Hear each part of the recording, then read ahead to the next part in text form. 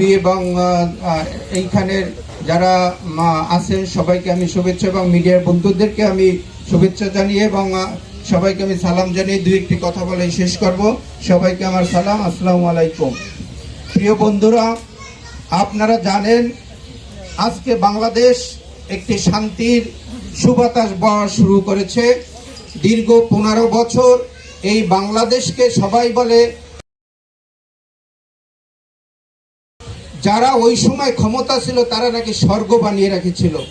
আসলে কি আপনারা সাক্ষী, তখন কি স্বর্গ ছিল না? বাংলাদেশ একটি নরকের এবং পুলিশের রাজ্য বানিয়েছিল। তখন একটি বাংলাদেশ ছিল একটি পুলিশি শাসন এবং রাষ্ট্র ছিল পুলিশের কাছে, এবং ওই ব্যক্তির পূজা করে এই বাংলাদেশকে নরকে পরিণত করেছিল ওই ফ্যাসিস্ট শেখ হাসিনাকে।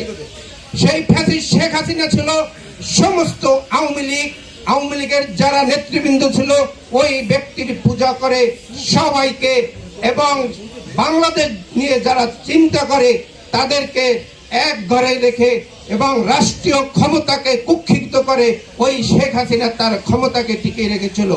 প্রিয় বন্ধুরা, আপনি এমন বাংলাদেশ পাবেন না, এমন বিশ্বে কোথাও নজির পাবেন না যে বাংলাদেশ 15 বছর ক্ষমতায় থেকে 300 জন এমপি, এমনকি মাদ্রাসা এবং মসজিদের বাইতুল মোকাররমের সেই ইমাম পর্যন্ত পালিয়ে যায়।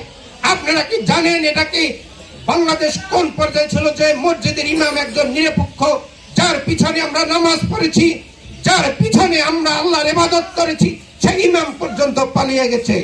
তাহলে আপনারা চিন্তা করেন, সেই বাংলাদেশ থেকে 5ই আগস্ট যখন ছাত্র জনতা এবং আমরা 15 বছর কেম রকিবুল ইসলাম বলেছেন 15 বছর আমরা রাজপথে জীবন।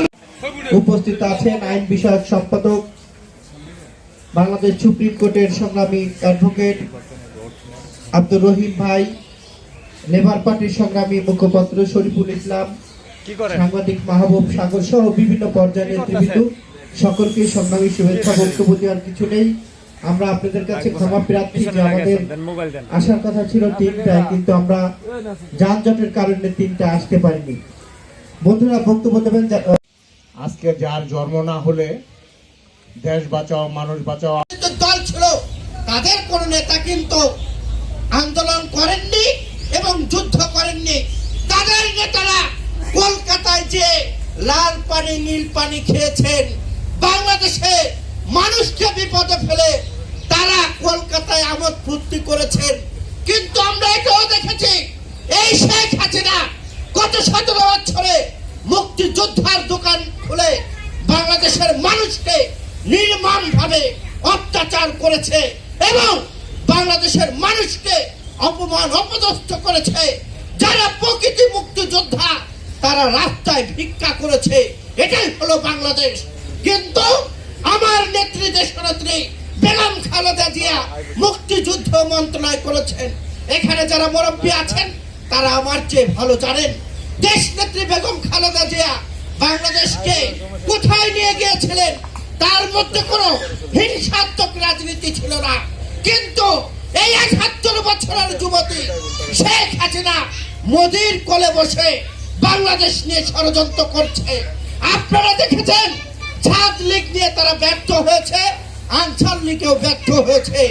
আমরা এখন দেখতে পাচ্ছি এই শেখ হাসিনা মোদির কোলে বসে হাজার হাজার কোটি টাকা খরচ করে তারা সীমান্তে উত্তেজিত করার চেষ্টা করছে। বন্ধুরা, আপনারা এখানে যারা আছেন আমাদেরকে সজাগ থাকতে হবে। তারা ষড়যন্ত্র করছে জাতীয় নির্বাচনকে কালক্ষেপণ করার জন্য। এই ষড়যন্ত্র যদি আমরা মোকাবেলা না করতে পারি, গত 17 বছরে যেইভাবে আমরা নির্যাতিত হয়েছি এভাবেই কিন্তু আমাদের নির্যাতিত হতে হবে। বন্ধুরা, যে যেখানে আছেন আমাদেরকে সতর্ক থাকতে হবে। সতর্ক যদি না থাকি, এই শেখ হাসিনা বাংলাদেশ থেকে গিয়েছে, তার প্রেতাত্মারা কিন্তু যায়নি। তারা ঘাপটি পেরে আছে, উকি মারছে কোথায় কোন ষড়যন্ত্র করবে। এই ভারতের প্রেতাত্মারা তাদের সাথে হয়ে একাকার হয়ে বাংলাদেশে অরাজকতা করার চেষ্টা করছে। আজকে অন্তর্বর্তী সরকারে যারা আছেন তাদের ডানে এবং বামে আওয়ামী লীগের প্রেতাত্মা এবং ভারতের প্রেতাত্মারা ঘুর করছে, যার কারণে তারা বলার চেষ্টা করছে জাতীয় নির্বাচনের আগে তারা নাকি স্থানীয় সরকার করবে।